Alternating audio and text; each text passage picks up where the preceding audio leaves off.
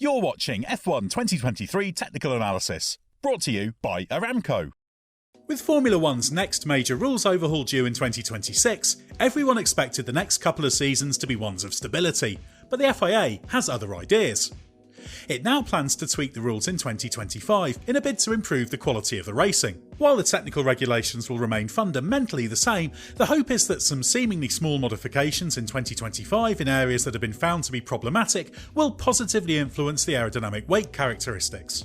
But hang on, you might ask, wasn't this problem meant to be solved by the major rule changes in 2022?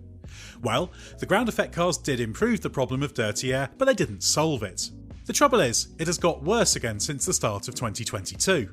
Ferrari driver Carlos Sainz has regularly been outspoken on the matter, and after finishing third in the Italian Grand Prix, he said that it's starting to become a bit like 2021 or 2020, where it is difficult to follow. Sainz's view is shared by his rivals, and there have been comments about this trend throughout the year.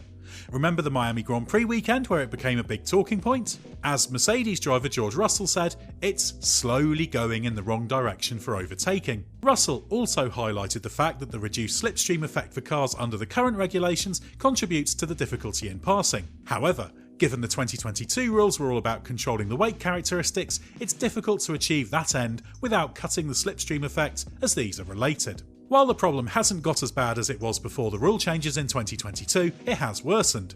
The FIA single-seater technical director Nicolas Tombazis, speaking in an interview with Motorsport.com Italy, agreed with Sainz's point about this being a growing issue. He explained that according to the FIA's data, in 2021 the downforce loss when a car was 2 lengths behind another was a massive 50%. At the start of last season, the reduction in load was reduced to 20%.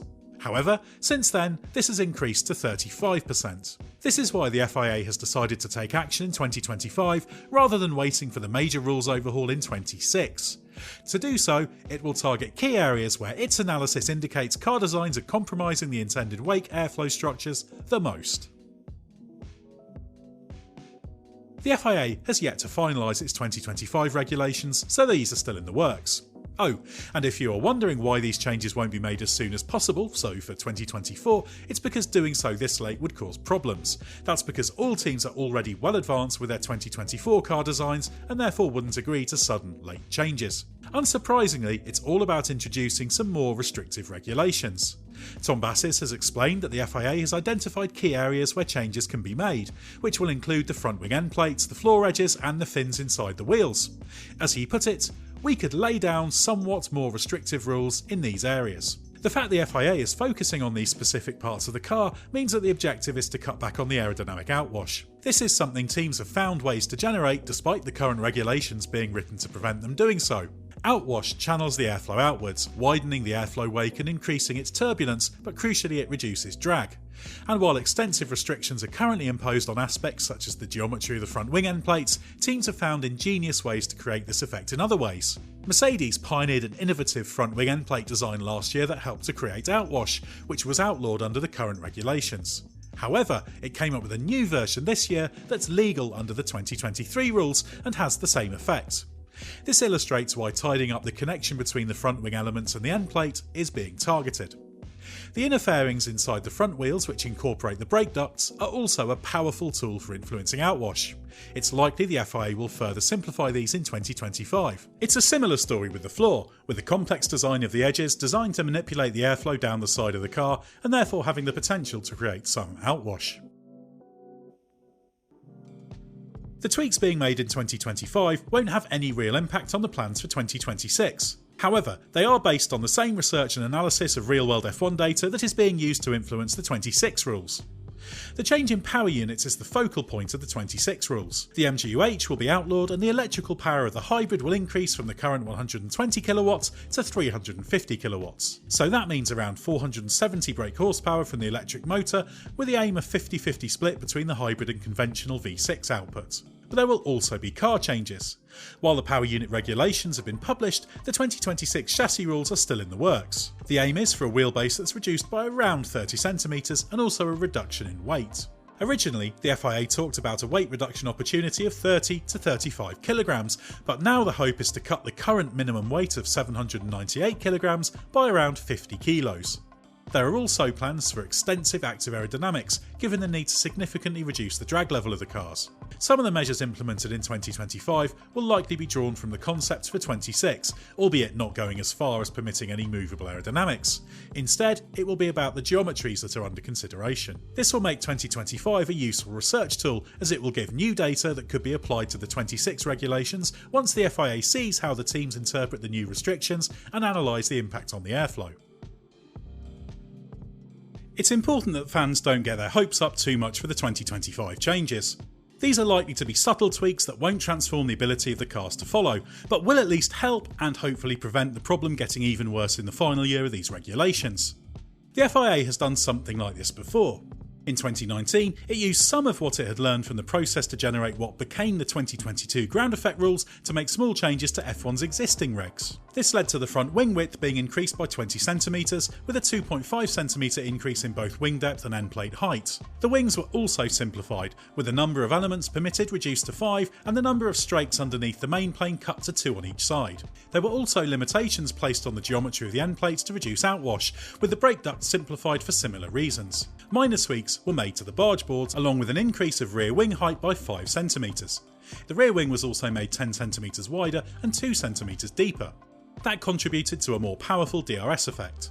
As you might remember, there wasn't a significant transformation in the ability of F1 cars to follow each other in 2019. While that led to criticism of the changes, they were only ever expected to have a limited effect, and they certainly ensured the problem didn't become worse in the final years of the old regulations. Unless the FIA technical department pulls a regulatory rabbit out of the hat with the rules, we should expect a similar impact with the 2025 rules, although the hope is that it's a little more powerful a set of changes than the 2019 ones. These will be subtle changes that have an effect, but as for fundamentally transforming the cars and the racing, that's a challenge for 2026. A quick interruption to tell you about a new podcast we've been running as part of our F1 Tech Show feed. Aramco F1 Focus takes a look at F1 in a unique way to get you thinking about Grand Prix racing just a little bit differently. Host of the show, Tim Sylvie, is here to tell you more. Thanks, Ed. Nicely teed up. The show, as you rightly say, aims to get the audience thinking about F1 slightly differently. We hit topics with fresh perspectives, performance insights, and statistical surprises. And you're not alone behind the mic, so tell us about the experts that sit alongside you. So the show's broken down into 3 focus areas. Performance, where racer and broadcaster Alex Brundle provides the perspective from behind the wheel. Then we have a stat focus with the stat man to the stars, Sean Kelly. And for the final piece, we bring in big and interesting names from F1 to get proper nerdy with the likes of F1 engineer Pat Simmons.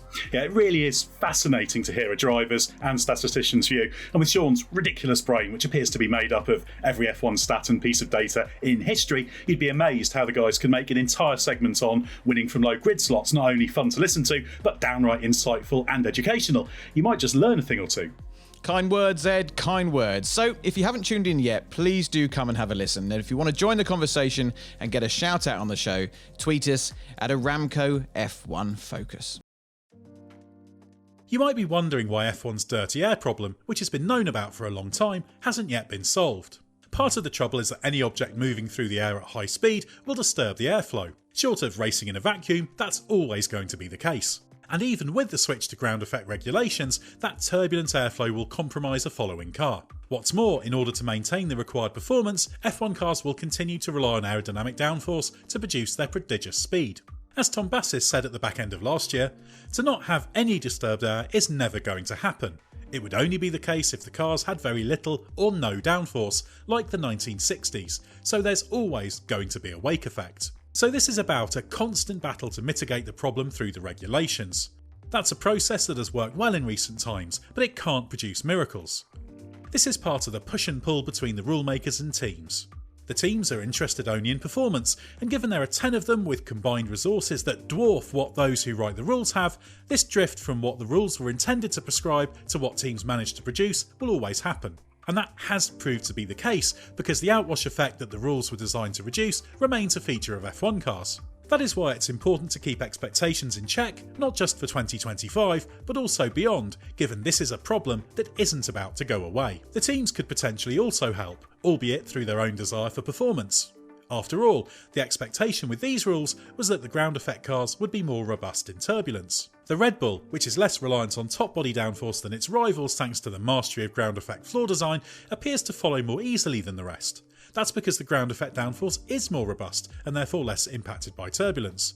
With rivals clamouring to follow in its footsteps, it's possible this could also be a helpful trend if more teams can have cars that do the same thing as the Red Bull. That said, history suggests that over the next year and a half, that 35% downforce loss when behind another car figure will increase. These changes could at least roll back that creep effect when they kick in for 2025. The numbers quoted by Tom Bassis are still an improvement from 2021, and tweaks in 25 are a sensible interim move at a time when it would be easy to shrug and do nothing while waiting for 26.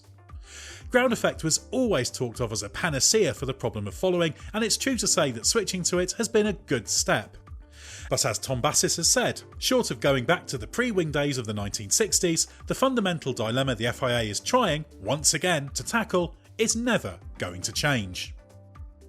Thanks for watching F1 2023 Technical Analysis, brought to you by Aramco.